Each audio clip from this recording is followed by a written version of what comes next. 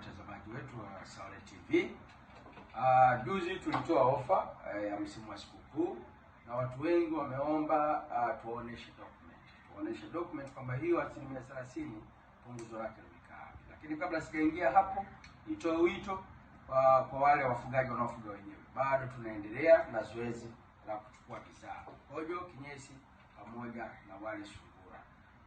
Tulikuwa tuna ofisi ya Tanga na Kilimanjaro, lakini pia sasa hivi tumeongeza ofisi ya Dar es Salaam. Unaweza kufika ofisi ya Dar es Salaam ukapata malipo yako kwa ajili ya sungura ulionao, alafu wakapostiwa kwenda Kilimanjaro.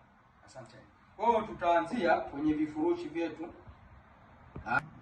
Kifurushi cha kwanza ni hichi ambacho umeona kianzio ni shilingi 500, ni 550, ambacho hichi mtu anafuga mwenyewe sungura wawili, alafu faida inakuwa ni 660. Tulisema tunaongezea faida 10%. Kwa hiyo kwa kifurushi cha kufugiwa na kampuni ni milioni moja. Kifurushi cha kufugia na kampuni ni milioni 1,092, ambapo mtu anapata faida 660. Kifurushi kinachofuata ni cha sungura watano ambacho mtu anafuga mwenyewe, inakuwa ni milioni 2,184, na tunategemea atapata faida milioni 3,300. Lakini hizi anazipata kwa kuuza bidhaa. Kwa yule anayefugiwa sungura watano ni milioni 4,368, ambapo faida yake ni bonus yake ni milioni 3,300. Na sungura 20 kufuga mwenyewe ni milioni 8,736, ambayo faida yake ni milioni 6,600, lakini hizi anazipata kwa kuleta bidhaa. Kifurushi kinachofuata ni milioni 17,72, kifurushi cha sungura 20 kufugiwa na kampuni, baada ya miezi mitatu unapata bonus ya milioni 13. Kifurushi kinachofuata cha milioni 34,944, sungura 50 unafuga mwenyewe, utakuja kupata faida ya milioni 33. Kifurushi kinachofuata ni hicho cha sungura 50, milioni 69,888, unafugiwa na kampuni, baada ya miezi mitatu unapata milioni 33.